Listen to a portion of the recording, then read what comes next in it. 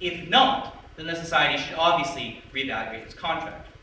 So the million-dollar question now is whether animals fit into this social contract in some way. The answer to that is, I believe, no. I find it hard to consider animals as full players within a social contract, given that it's dubious that they are moral or reasonable actors. While there is some information to say that animals can reason, this is not the same across all species, nor do they reason on the same level that humans do. As well, there is, so far as I know, no information to indicate that animals can make moral judgments or impose values. So how can they function within a social contract framework? Taken more simply, I doubt animals would give us the same right to life that we give to them if we faced a grizzly bear or a lion in the wild. One objection to this particular view might be that there are situations where human beings do not display full rationality or capacity for moral judgments, like when we're infants or incapacitated, and yet we still afford them rights in our society. In all honesty, there does not seem to be much of an answer to these objections within the idea of social contract theory, but we'll come back to this in a moment. If we deny that animals have rights within a social contract, then does it not mean we should repeal animal cruelty laws? Am I not being inconsistent when I say that I find factory farming and the suffering that animals endure examples of cruelty? The answer to that, I believe, is again, no. Because there is a justification for what one might call derivative rights. That is to say, we can bestow certain rights to some beings who are outside of the social contract, who are devoid of obligations to us, but based on our collective moral intuitions, we value something in them and wish to restrain our behavior towards them. Under this reasoning, we could argue that we simply view suffering without cause, or waste without cause, as morally repugnant, and so wish to extend this right of sorts to animals so as to restrain our behavior towards them.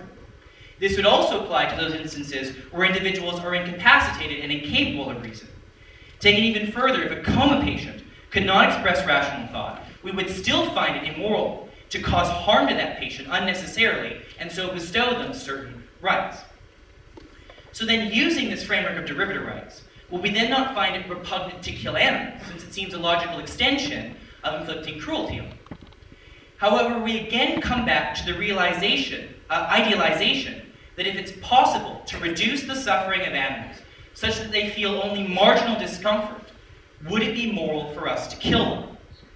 At first glance, the jury that is your moral intuition might still be out on this question.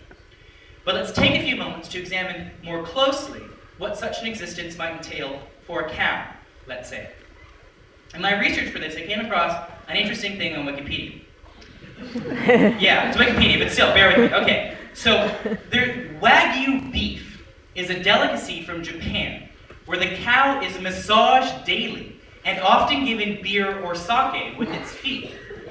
It's allowed to freely roam, and I even found a picture on the internet of a Wagyu beef farm in Australia where they've set up a machine to play soothing music to serenade them while they're running around in their pen. The machine itself is environmentally friendly, no less, running on wind power. So couple such an existence with a method of slaughtering whereby the cow or the chicken does not know it's going to die and feels little to no pain during the process, and at least for me, it does not seem so morally repugnant.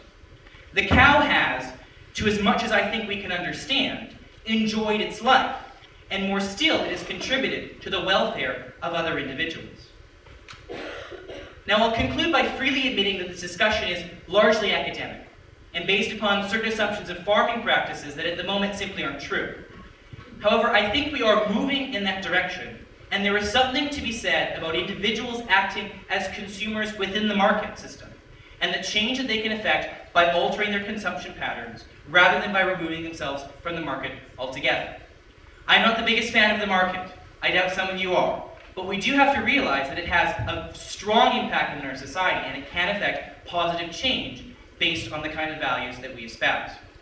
For example, if I want cows to be treated more humanely, I would better be served to buy beef from a farm that use sustainable and ethical practices, such that the market would eventually shift to meet this change in demand. Eventually, less livestock would endure the suffering of factory farming, and hopefully our goal will be achieved. Even here on campus, we are taking steps in this direction. In fact, Harvard University Dining Services has as their stated philosophy to ensure the freshest products and to actively support regional industries. HUD seeks local sources for produce, baked goods, fresh seafood, dairy products, and more. Their website also states under quality standards that purchasing practices are environmentally and socially conscious. Now, this is not to say that HUD is perfect, or that their claims are even true. But I think, barring evidence to the contrary, HUD's is pretty good, and they're moving in the right direction. And we can, generally speaking, eat meat or meat products with a relatively free conscience, even now. Thank you.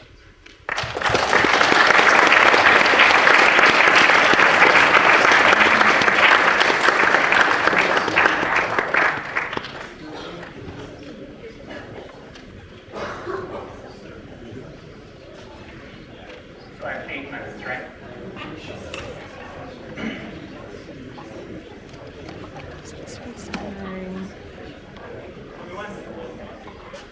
Thank you very much, Wes. I appreciate all of the time and the thought that you put into that very convincing presentation. Up until the very end, I thought you had conceded that eating meat right now is unethical.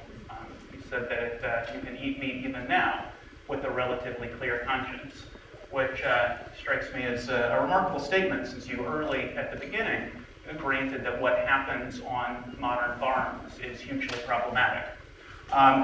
Wes started off by saying that he doesn't want to get into a debate over facts and figures, which I can understand, because the facts and figures do make an ironclad case that you care about the environment, or you care about global poverty, you should adopt a vegetarian diet. I hope that we can all agree that ethics demands that we care about the environment and that we care about global poverty. I want to just, the one thing that Wes said on the environment is that if we move from livestock to vegetable farming, that's also going to have an impact on the environment because of all the pesticides that are required. And simply remind you of the intuitive, you don't need the precise figures to remember that animals are not machines who can convert grains and beans and soy into crops without expending the vast majority of those calories simply existing. So the figure crunching from Cornell is that it takes about 20 calories in to get 1 calorie back out, which makes sense. For me, I take in probably 2,500 calories a day because I ride my bike and I don't gain any weight at all. And I burn off all of those calories. Farmed animals are similar. The vast majority of what we feed to them they expend simply living their life up until the point at which they're slaughtered. And it takes 20 calories in to get 1 calorie out, by the time, in the form of meat, by the time the animal is slaughtered. I contend that it is unethical to waste 20 times the energy that would be required on something else. The figures that have been done in terms of pesticides, when you eat meat, you get 14 times the pesticide in a calorie of meat that you would get in a calorie of vegetable product if you ate the vegetable directly, because pesticides are not water soluble. They collect in the animal's fat, they collect in the animal's flesh, so the animal takes in 20 calories of pesticide-laden soy or wheat or corn, and when you eat meat, you get a power punch of pesticides and herbicides and lead and other heavy chemicals. So from an environmental standpoint, I don't think that Wes addressed the issue at all. From the perspective of global hunger, again, the competition for grain between the world's meat eaters and the global poor. We now have almost 1 billion people who are not taking in enough calories to sustain basic life functioning. We have the UN Human Rights Special Envoy on Food saying that diverting 1/8 of the amount that's diverted to farmed animals to biofuels is a human rights crime. We have 220 million metric tons of soy, 98% of which is being fed to farmed animals. Now, that is a gross injustice that some of us would consume gluttonously while 1 billion people are starving. Again, from an ethical standpoint, and those are the 2 things that did it for me 22 years ago, and that's why I adopted a vegan diet. The one issue that Wes does discuss is the discussion of cruelty to animals. And there, up until that final sentence, he also granted that what happens to farmed animals is unethical. I mean, chickens now grow 7 times as quickly as they would naturally. 7 times as quickly as they did just 50 years ago. They are so drugged up, their bodies have been so completely genetically manipulated that you go into a modern chicken farm, as I have done on many occasions,